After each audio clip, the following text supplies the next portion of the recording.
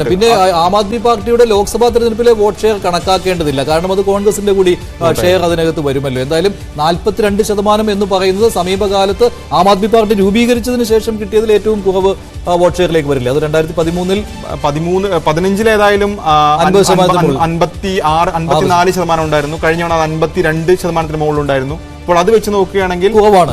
ആം ആദ്മി പാർട്ടിക്ക് വലിയ നഷ്ടമാണ് സംഭവിച്ചിരിക്കുന്നത്. അതിൽ ബദൂരി പറഞ്ഞത് പാവങ്ങളെ അവഗണിച്ചു എന്നുള്ളതാണ്. പക്ഷെ പാവങ്ങളെ അവഗണിച്ചു എന്നുള്ളത് ഒരു ആം ആദ്മി പാർട്ടിയുടെ ഒരു തോൽവി എന്ന രീതിയിൽ പറയാൻ പറ്റില്ല. കാരണം പാവങ്ങൾക്ക് ഏറ്റവും കൂടുതൽ ആനുകൂല്യങ്ങൾ നൽകിയ ഒരു സർക്കാരായിരുന്നു. അവരുടെ ബലവും ആം ആദ്മി പാർട്ടിക്ക് ഉണ്ടായിരുന്നു. പക്ഷേ അവരുടെ തന്ത്രങ്ങൾ പരാജയപ്പെട്ടു. അതുപോലെ തന്നെ മദ്യനയം പോലെയുള്ള ആരോപണങ്ങൾ അത് ആം ആദ്മി പാർട്ടിയുടെ തിരിച്ചടിക്ക് കാരണമായിട്ടുണ്ട്. അതുപോലെ തന്നെ പുതിയ പുതിയ വാഗ്ദാനങ്ങളും ഇലക്ഷൻ നയമൊക്കെ യഥാർത്ഥത്തിൽ വിശദീകരിക്കുന്നതിൽ ആം ആദ്മി പാർട്ടി പരാജയപ്പെട്ടു എന്ന് വേണമെങ്കിൽ. അത് മാത്രമല്ല കോൺഗ്രസിന്റെ ഒരു പിന്തുണ മദ്യനയം ജനങ്ങളിലേക്ക് എത്തിക്കുന്നതിനുണ്ടായിരുന്നു.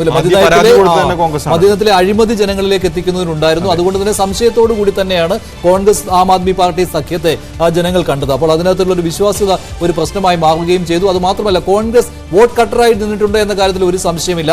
കോൺഗ്രസിന്റെ വോട്ട് ഷെയർ കൂടി നോക്കേണ്ടിയിരിക്കുന്നു എത്രയാണ് എന്ന്. എന്തായാലും കഴിഞ്ഞ തവണത്തേക്കാൾ വോട്ട് ഷെയർ കോൺഗ്രസിന് വളരെ മോശം പ്രകടനമാണ്. അതിൽ നിന്ന് മെച്ചപ്പെടാനുള്ള സാധ്യത കോൺഗ്രസിന്റെ ആം ആദ്മി പാർട്ടിയുടെ വോട്ട് ഷെയർ കുറയുന്നു എന്ന് പറയുമ്പോൾ സ്വാഭാവികമായിട്ടും കോൺഗ്രസിന്റെ വോട്ട് ഷെയർ അവിടെ കൂടുവാനുള്ള സാധ്യത കാണുന്നുണ്ട്. എല്ലായിടങ്ങളിലും 3ാം സ്ഥാനത്താണ്. ചുരുക്കം ചില മണ്ഡലങ്ങളിൽ മാത്രം, ഇപ്പോൾ ബാദലി പോലെയുള്ള ചില മണ്ഡലങ്ങളിൽ മാത്രമാണ് കോൺഗ്രസിന് 2ാം സ്ഥാനത്തേക്കെങ്കിലും എത്തുവാൻ കഴിഞ്ഞിട്ടുള്ളത്. ബാക്കി എല്ലായിടത്തും 3ാം സ്ഥാനത്ത്. നിലവിൽ കോൺഗ്രസിന്റെ വോട്ട് ശതമാനം 7%. കോൺഗ്രസിന് നേട്ടമാണത് അല്ലെ. 3% വോട്ടിന്റെങ്കിലും വർധനവ് കോൺഗ്രസിന് ഇപ്പോൾ ഉണ്ടായിട്ടുണ്ട്. വലിയ നേട്ടമല്ലെങ്കിൽ പോലും കോൺഗ്രസിന് പറഞ്ഞു നിൽക്കാവുന്ന നിലയിലേക്ക് കാര്യങ്ങൾ എത്തുന്നുണ്ട്. പഴയ പ്രതാപത്തിലേക്ക് കോൺഗ്രസിന് എത്താൻ കഴിഞ്ഞിട്ടില്ല, അല്ലെങ്കിൽ അതിന് അടുത്തെത്താൻ പോലും കഴിഞ്ഞിട്ടില്ല എന്നതേ ഉള്ളൂ. പക്ഷെ കോൺഗ്രസിന് ഡൽഹിയിൽ നിന്ന് പൂർണ്ണമായിട്ടും അപ്രത്യക്ഷമായിട്ടില്ല എന്ന് മനസ്സിലാക്കി കൊടുക്കുവാൻ പറ്റിയ ഒരു തെരഞ്ഞെടുപ്പ് കൂടിയാണ് 7%. പക്ഷെ അത് മാത്രമല്ല ഇതിൽ തന്നെ എത്ര സീറ്റുകളുടെ ലീഡ് ഈ BJP ലീഡ് ചെയ്യുന്ന സീറ്റുകളിൽ എത്രയാണ് ലീഡ് വ്യത്യാസം എത്രയാണെന്ന് കൂടി ചോദ്യം കൂടി ഉണ്ടല്ലോ. അപ്പൊ അതിനകത്ത് കോൺഗ്രസിന് എത്ര സീറ്റ് കിട്ടിയെന്ന് കൂടി നിർണായകമാകും. ഒരുപക്ഷെ കോൺഗ്രസ് പിടിച്ച വോട്ടുകളായിരിക്കാം ഈ തരത്തിൽ BJP 43 എത്തിക്കുന്നത്. സ്വാഭാവികമായിട്ടും അങ്ങനെയാക്കി. അവിടെയാണ് ആം ആദ്മി പാർട്ടിയുടെ ഒരു പരാജയത്തിന് കോൺഗ്രസിന്റെ വോട്ട് ഷെയർ കാരണമായി വന്നിരിക്കുന്നത്. അതൊരു ആരോപണമായിട്ട് സ്വാഭാവികമായിട്ടും ആം ആദ്മി പാർട്ടിക്ക് ഉന്നയിക്കാം. അതുപോലെ തന്നെ ഇന്ത്യ സഖ്യത്തിൽ പോലും ഇത് വലിയ ഒരു ചർച്ചയാകും. അതുപോലെ തന്നെ ഇന്ത്യ സഖ്യം ഒന്നടങ്കം ഡൽഹിയിൽ ആം ആദ്മി പാർട്ടിക്കൊപ്പമായിരുന്നു. അഖിലേഷ് യാദവ് ആം ആദ്മി പാർട്ടിക്കൊപ്പമായിരുന്നു. അദ്ദേഹം പ്രചാരണം നടത്തി. മമതാ ബാനർജി ഒപ്പമായിരുന്നു. NCP ശരത് പവാർ വിഭാഗം ഒപ്പമായിരുന്നു. ശിവസേന ഉദ്ധവ് വിഭാഗം ഒപ്പമായിരുന്നു. അപ്പോൾ ഇന്ത്യ ബ്ലോക്കിലെ എല്ലാ ആളുകളും ആം ആദ്മി പാർട്ടിക്കൊപ്പം നിന്നു. അപ്പോൾ സ്വാഭാവികമായി അവിടെ കോൺഗ്രസ് കാരണം എത്രയെങ്കിലും സീറ്റ് പോയിട്ടുണ്ടെങ്കിൽ അത്തരമൊരു വാദം ആം ആദ്മി പാർട്ടി ഉന്നയിച്ചാൽ കോൺഗ്രസ് ഇന്ത്യ ബ്ലോക്കിൽ കൂടുതൽ ഒറ്റപ്പെടാനുള്ള സാധ്യത പ്രശ്നങ്ങൾക്ക് കോൺഗ്രസിനെ ചതിയന്മാർ എന്ന് പോലും വിശേഷിപ്പിക്കുവാൻ ആം ആദ്മി പാർട്ടിയുടെ നേതാക്കൾ അല്ലെ തയ്യാറായി എന്നുള്ളതാണ്. അത് കോൺഗ്രസിന് ഇപ്പോൾ വോട്ട് ഷെയർ കൂടുമ്പോൾ സ്വാഭാവികമായിട്ടും ആം ആദ്മി പാർട്ടിയുടെ പരാജയത്തിലേക്ക് കോൺഗ്രസിന്റെ വോട്ട് ഷെയർ കാരണമായിട്ടുണ്ട് എന്നുള്ള ആരോപണങ്ങൾ വരാം. അവിടെ BJPയെ അധികാരത്തിലെത്തിക്കാൻ കോൺഗ്രസ് സഹായിച്ചു എന്നുള്ള ആരോപണത്തിന് സ്വാഭാവികമായിട്ടും മറുപടി നൽകേണ്ടി വരുന്നത് രാഹുൽ ഗാന്ധി ഉൾപ്പെടെയുള്ള നേതാക്കളാണ്. അങ്ങനെ 43ലേക്ക് BJPയുടെ ലീഡ് നില വീണ്ടും കൂടിയിരിക്കുകയാണ്. 27ലേക്ക് ആം ആദ്മി പാർട്ടിയുടെ ലീഡ് നില കുറഞ്ഞിരിക്കുകയാണ്. ഏറ്റവും ഒടുവിലത്തെ നോക്കുകയാണെങ്കിൽ ഏറ്റവും ഒടുവിലത്തെ റൗണ്ട് വരുമ്പോൾ അപ്ഡേറ്റ് അനുസരിച്ച് ഇപ്പോൾ കിട്ടുന്ന ഏറ്റവും പുതിയ വിവരമനുസരിച്ച് ന്യൂഡൽഹി മണ്ഡലത്തിൽ ഇപ്പോഴും അരവിന്ദ് കെജ്രിവാളിന്റെ ലീഡ് തുടരുന്നു എന്നാണ് അല്ലെ. കേജ്രിവാൾ നേരിയ ഭൂരിപക്ഷം മാത്രമാണ് അദ്ദേഹത്തിനുള്ളത്. 1000-ൽ താഴെ വോട്ടിന്റെ ഭൂരിപക്ഷം മാത്രമാണ് കേജ്രിവാളിനുള്ളത്. 143 കേജ്രിവാൾ വിജയിക്കുകയാണെങ്കിൽ പോലും കേജ്രിവാളിന്റെ ഭൂരിപക്ഷം നന്നേ കുറവായിരിക്കും. അതാണ് നിലവിലെ കണക്കുകൾ. കാരണം അദ്ദേഹത്തിന്റെ ഇപ്പോഴത്തെ ലീഡ് ഏതായാലും 1000 വോട്ടിന് താഴെയാണ്. എന്നാലും തുടക്കത്തിലെ ആ ഒരു പേടിപ്പെടുത്തുന്ന ഒരു പിന്നോട്ട് പോക്കുണ്ടായിരുന്നുവല്ലോ അരവിന്ദ് കെജ്രിവാളിന്റെ. ആം ആദ്മി പാർട്ടിയുടെ നെഞ്ചെടുപ്പ് കൂട്ടുന്നതായിരുന്നു. പക്ഷെ അതിൽ നിന്ന് തൽക്കാലം രക്ഷപ്പെട്ടു വന്നിരിക്കുകയാണ് അരവിന്ദ് കെജ്രിവാൾ. ഇപ്പോൾ തൽക്കാലം 1000-ൽ താഴെ വോട്ടുകൾക്കാണെങ്കിൽ പോലും അരവിന്ദ് കെജ്രിവാൾ ലീഡ് ചെയ്യുന്ന കാഴ്ചയാണ് ഇപ്പോൾ കാണുന്നത്.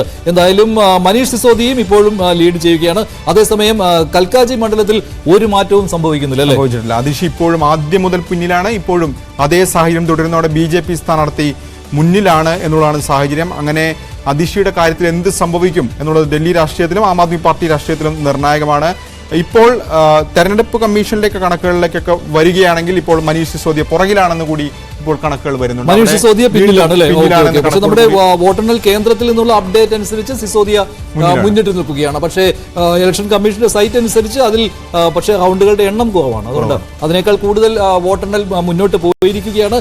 പക്ഷേ ഉറപ്പില്ല അല്ലെ. ജഗ്പുരയിൽ മനീഷ് സിസോദിയുടെ വിജയം ഉറപ്പ് എന്ന് പറയാറായിട്ടില്ല. അവിടെ മറിയുന്നുണ്ട്.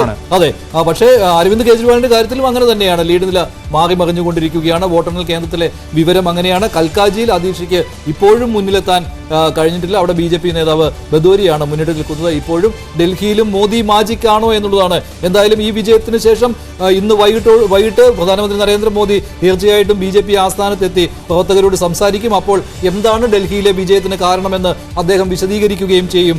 എന്താണ് അദ്ദേഹത്തിന് BJP പ്രവർത്തകരോടും നേതാക്കളോടും പറയാനുള്ളത് എന്നത് ആകാംക്ഷയുണ്ടാക്കുന്ന കാര്യമാണ്. BJP സംബന്ധിച്ച് ലോക്സഭാ തെരഞ്ഞെടുപ്പ് അധികാരം നിലനിർത്താൻ കഴിഞ്ഞ് മൂന്നാം മോദി സർക്കാർ വന്നെങ്കിൽ പോലും അവരുടെ ഒരു പ്രതീക്ഷിച്ച നിലയിലേക്ക് കാര്യങ്ങൾ എത്തിയിരുന്നില്ലല്ലോ. 400 സീറ്റ് എന്ന് പറഞ്ഞ് 300 സീറ്റിന് താഴെ വരുന്ന സാഹചര്യം ഉണ്ടായി. മുന്നണിക്ക് പോലും 300 സീറ്റിലേക്ക് എത്തിയില്ല. പക്ഷേ അതിനുശേഷം നടന്ന എല്ലാ നിയമസഭാ തെരഞ്ഞെടുപ്പുകളിലും BJPയുടെ ഒരു വിജയം കണ്ടു. മഹാരാഷ്ട്രയിൽ തോൽക്കുമെന്ന പ്രവചനങ്ങൾ ഉണ്ടായി. അവിടെ അധികാരത്തിൽ വന്നു. ഹരിയാനയിൽ ഭരണവിരുദ്ധ വികാരം ശക്തമായിരുന്നു. അവിടെ അധികാരത്തിൽ വന്നപ്പോൾ ഡൽഹി കൂടി ഇപ്പോൾ പിടിക്കാൻ കഴിഞ്ഞാൽ സ്വാഭാവികമായും BJPയെ സംബന്ധിച്ച് രാഷ്ട്രീയ നേട്ടമാണ്. ആത്മവിശ്വാസം വർദ്ധിക്കുന്നതാണ്. പ്രത്യേകിച്ച് പാർലമെന്റ് സമ്മേളനമൊക്കെ നടക്കുന്നൊരു ഘട്ടം. അപ്പോൾ അത് BJPയെ സംബന്ധിച്ച് രാഷ്ട്രീയമായി വലിയ വിജയം തന്നെയാണ്. അതാണ് രാജ്യ തലസ്ഥാനത്ത് BJP 27 വർഷമായിട്ട് അധികാരത്തിൽ നിന്ന് വെളിയിലാണ് എന്നുള്ള കാര്യം BJPക്ക് അത് ബുദ്ധിമുട്ടുണ്ടാക്കുന്ന കാര്യമായിരുന്നു. അതുകൊണ്ട് തന്നെയാണ് ഇത്തവണ ഇലക്ഷൻ എഞ്ചിനീയറിംഗിലെ വരുത്തിയ വലിയ മാറ്റങ്ങളുണ്ടല്ലോ അല്ലെ. സംഘടനാ തലത്തിൽ BJP ശക്തരാണ്. താഴെത്തട്ടിലുള്ള പ്രവർത്തകരും എണ്ണയിട്ട യന്ത്രം പോലെ പ്രവർത്തിക്കുന്നവരാണ്. അതിന് അപ്പുറമായിട്ട് എന്ത് സ്ട്രാറ്റജി ഇപ്പോൾ രാകേഷ് അവിടെ ഉണ്ടായിരുന്നല്ലോ, എന്തെല്ലാം പുതിയ സ്ട്രാറ്റജികൾ അവിടെ പയറ്റുകയുണ്ടായി. RSSന്റെ പിന്തുണ സ്വാഭാവികമായിട്ടും ഇത്തവണ ഉണ്ടായിരുന്നു. RSS ഇതിനകത്തൊരു വലിയ ഫാക്ടർ ആയിരുന്ന കാര്യത്തിൽ സംശയമില്ല. കാരണം ഹരിയാനയിലൊക്കെ അവർ തന്നെയായിരുന്നു ഈ ഡോർ ടു ഡോർ ക്യാമ്പയിനൊക്കെ തന്നെ പ്രധാനപ്പെട്ട പങ്കുവഹിച്ചത്. ഇവിടെയും ഏതാണ്ട് 50,000 ഡൈനിങ് ഹാൾ മീറ്റിങ്ങുകൾ RSS നടത്തിയിട്ടുണ്ട്. മാത്രമല്ല RSSന് ഏതാണ്ട് 2000-ലധികം ശാഖകൾ ഉണ്ട് ഡൽഹി. അപ്പോൾ പരമ്പരാഗതമായൊരു സ്ട്രോങ് ഹോൾഡാണ്. അവിടെ RSSന്റെ ഇടപെടലും കൂടി വരുമ്പോൾ അത് വിജയത്തിലേക്ക് എത്തിക്കുന്നു. രണ്ടാമത്തെ കാര്യം, കഴിഞ്ഞ തവണ നേരിയ മാർജിനിൽ വിജയിച്ച സീറ്റുകൾ ആം ആദ്മി പാർട്ടി ഏതാണ്ട് 18 സീറ്റിലോട്ട് നേരിയ മാർജിനിൽ വിജയിച്ചു. 10,000-ൽ താഴെ വോട്ടുകൾ. അപ്പോൾ ആ മണ്ഡലങ്ങൾ കേന്ദ്രീകരിച്ചുകൊണ്ടുള്ള പ്രവർത്തനം. മാത്രമല്ല 2015-ഉം 20-ഉം തമ്മിലുള്ള ഒരു കണക്ക് നോക്കുകയാണെങ്കിൽ അവരുടെ ഒരു മാർജിൻ കുറച്ചു കൊണ്ടുവരാൻ സാധിച്ചിട്ടുണ്ട് BJPക്ക്. 38% വോട്ട് ഷെയറിലേക്ക് BJP ഉയർന്നു. അപ്പോൾ സ്വാഭാവികമായും ആം ആദ്മി പാർട്ടിയുടെ വോട്ട് ബാങ്കിലേക്ക് കടന്നു കയറാനുള്ള ശ്രമങ്ങൾ BJPയുടെ ഭാഗത്തുണ്ടായി. അത് നമുക്ക് ഇതിന്റെ ബ്രേക്കപ്പ് എടുക്കും. നേരത്തെ കിരൺ ബാബു എടുത്ത കണക്കുകളൊക്കെ നോക്കുമ്പോൾ കൃത്യമായിരുന്നു. അതിൽ കാരണം ഈ മധ്യവർഗത്തിലൂടെയാണ് അരവിന്ദ് കെജ്രിവാൾ ആദ്യം ഡൽഹിയിൽ പിടിക്കുന്നത്. മധ്യവർഗത്തിന്റെ നേതാവായിക്കൊണ്ട് അദ്ദേഹം ആദ്യം കാർ ഉപയോഗിക്കലായിരുന്നു. ഒരു വാഗണാർ കാറിൽ വന്നുകൊണ്ടിരുന്ന മുഖ്യമന്ത്രി. അതിനുശേഷം പിന്നീട് അദ്ദേഹത്തിന്റെ ഒരു ബേസ് എന്ന് പറയുന്നത് ഒരു ലോവർ ക്ലാസ്സിലേക്ക് അദ്ദേഹം കടക്കുന്നതും പ്രത്യേകിച്ച് ചേരി പ്രദേശങ്ങളിലെ അടക്കം വോട്ട് ബാങ്കുകൾ അദ്ദേഹം സ്വന്തമാക്കുന്നത് കണ്ടു. വാൽമീകി സമുദായം അവിടുത്തെ ഒരു പ്രധാനപ്പെട്ട സമുദായമാണ്. വാൽമീകി സമുദായത്തെ ഒപ്പം നിർത്തി പ്രത്യേകിച്ച് ചൂല് ഈ തെരഞ്ഞെടുപ്പ് ചിഹ്നം പോലും അതൊരു രാഷ്ട്രീയ സന്ദേശം ഉണ്ടായിരുന്നു. അങ്ങനെ മധ്യവർഗത്തിനൊപ്പം തന്നെ പിന്നാക്ക വിഭാഗങ്ങളുടെ നേതാവായി കേജ്രിവാൾ വളർന്നു കണ്ടു. മധ്യവർഗത്തേക്കാൾ കൂടുതലായി പിന്നോക്ക വിഭാഗങ്ങളായിരുന്നു കേജ്രിവാളിനെ തുണച്ചു പോകുന്നത്. പക്ഷേ ഈ മേഖലകളിലേക്ക് BJP കടന്നു കയറുന്നതാണ് ഇത്തവണ കണ്ടത്. പ്രത്യേകിച്ച് ഈ സ്ലം ഏരിയയിലേക്ക് BJP ആണ് വോട്ട് ചെയ്തിരുന്നത്. അതെ.